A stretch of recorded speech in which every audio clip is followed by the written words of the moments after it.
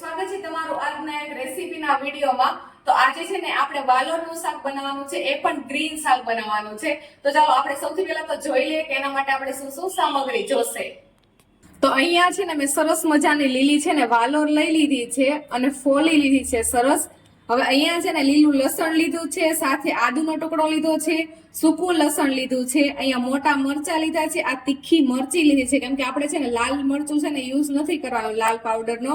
અને અહીંયા છે ને બહુ બધા આપણે ધાણા ભાજી લઈ લીધા છે અને હવે આ બધી વસ્તુની અને સાથે લીમડો લીધો છે અને હવે આ બધી વસ્તુને છે ને આપણે આની પેસ્ટ બનાવી લેવાની છે। તો આપણે મિક્સર ગ્રાઇન્ડરમાં પેસ્ટ બનાવી લેશું। તો આમાં આપણે લીલું લસણ, સૂકું લસણ, આદુ, લીમડો અને આપણે શું કહેવાય કે જે બધા મરચી, તીખી મરચી ને મોટા મરચા હતા ને ભૂગરા મરચા, એ બધું આમાં સુધારી લીધું છે ને હવે આ બધું આપણે આમાં નાખી દેશું। અને સાથે અહીંયા મેં ધાણા ધોઈને કટિંગ કરી લીધા છે, તો આને પણ આપણે સાથે નાખી દેવાના છે।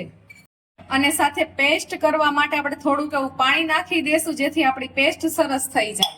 અને હવે આપણે છે ને આને પીસી લઈએ મિક્સર ગ્રાઇન્ડરમાં। તો અહીંયા છે ને આપણી પેસ્ટ સરસ મજાની જો તૈયાર થઈ ગઈ છે, એકદમ ગ્રીન ગ્રીન તૈયાર થઈ છે। તો ચાલો હવે છે ને આપણે શાકનો વઘાર કરી લઈએ। તો આપણે અહીંયા કઢાઈ મૂકી દીધી છે અને ગરમ થઈ ગઈ છે, તો હવે આપણે છે ને તેલ નાખી દઈએ। તો આ શાકમાં છે ને આપણે થોડુંક એવું તેલનું પ્રમાણ રાખશું કેમ કે સરસ લાગે છે આ શાકમાં થોડું તેલ વધુ હોય ને એ।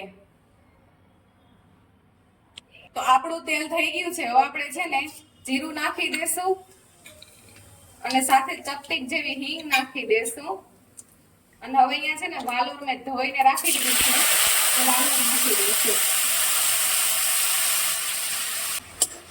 હવે સરખા એ બધું છે ને આપણે અહીંયા પહેલા તો મિક્સ કરી લેશું વઘાર। હવે આપણે છે ને સ્વાદ અનુસાર મીઠું નાખી દઈએ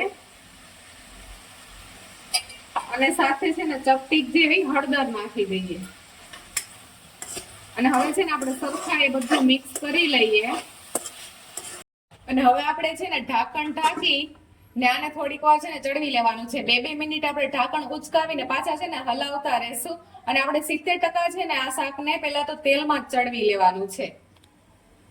તો ચાલો આપણે છે ને 4 થી 5 મિનિટ માટે રહેવા દીધું છે શાકને અને હવે આપણે જોઈ લઈએ। જો કે હું વચ્ચે એકવાર છે ને ચેક કરી ગઈ હતી જેથી આપણે નીચે દાજ ન બેસે ને આપણું છે ને ઘણું ખરું શાક ચડી ગયું છે અહીંયા।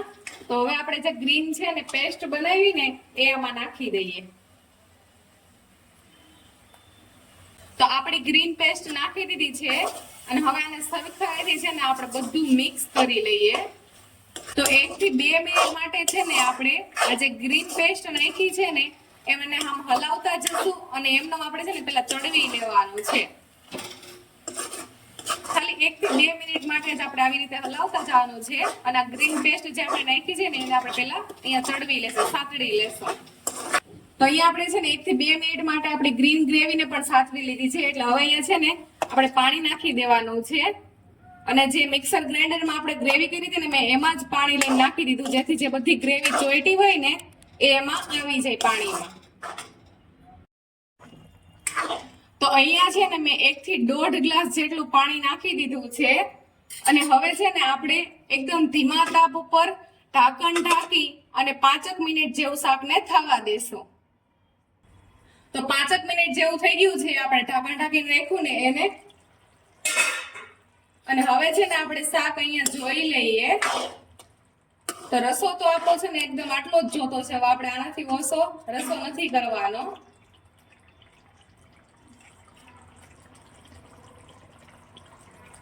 અને આપણો અહીંયા સરસ છે ને વાલોરનો દાણો એકદમ સરસ ગળી ગયો છે અને આપણે છે ને અહીંયા સરસ પાકી ગયું છે અને અહીંયા આપણી વાલોર હોતન છે ને જો પાકી ગઈ છે, આપણે જેવું અહીંયા કટ કરીએ છીએ ને તરત કટ થઈ જાય છે।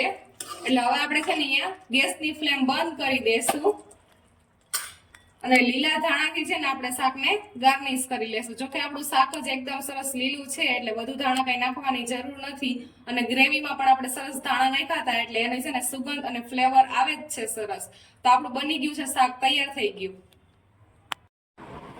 તો અહીંયા છે ને મેં બાઉલમાં સરસ મજાનું આપણું શાક કાઢી લીધું છે, સાથે મેં અહીંયા થાળી પણ તૈયાર કરી દીધી છે, સરસ મજાની ફુલકા રોટલી, સાથે અહીંયા મેં સરસ મજાનું સલાડ બનાવ્યું છે અને છાશ. તો આપણી સરસ મજાની થાળી તૈયાર થઈ ગઈ છે. આવી થાળી હોય તો ખાવાનું કોને ના ભાવે. રાત શાક કેવું લાગ્યું તમને? એક નંબર. ગ્રીન ચટણીનો કેવો ટેસ્ટ આવે છે? એક નંબર. શું વાત છે. કઈ નહીં, સારું. તો હવે તમે જમી લવ. આઈ હોપ કે તમને બધાને મારું આ વાલોરનું લીલું શાક પસંદ આવ્યું હશે. જો કે સ્વાદમાં પણ છે ને એક નંબર બન્યું હતું. કાંઈ એટલે કાંઈ ઘટ નથી. નાના મોટા ને બધાને તમારા ઘરમાં છે ને આ શાકનો સ્વાદ પસંદ આવશે અને એકદમ હેલ્ધી છે. તો કઈ નહીં, આ શિયાળામાં એકદમ સરસ સરસ આવું બધું ગ્રીન ખાવ. અને કઈ નહીં, તમને બધાને જો મારી રેસીપી પસંદ આવી તો પ્લીઝ લાઈક કરી દેજો, શેર કરી દેજો તમારા ફ્રેન્ડ્સ ફેમિલી સાથે, અને છે ને ચેનલને સબસ્ક્રાઇબ કરી દેજો. અને હા, એક સરસ મજાનો કોમેન્ટ કરી દેજો. તો કઈ નહીં, ચાલો હવે છે ને આપણે મળશું નેક્સ્ટ વ્લોગમાં. ત્યાં સુધી બધાને જય માતાજી, હર હર મહાદેવ.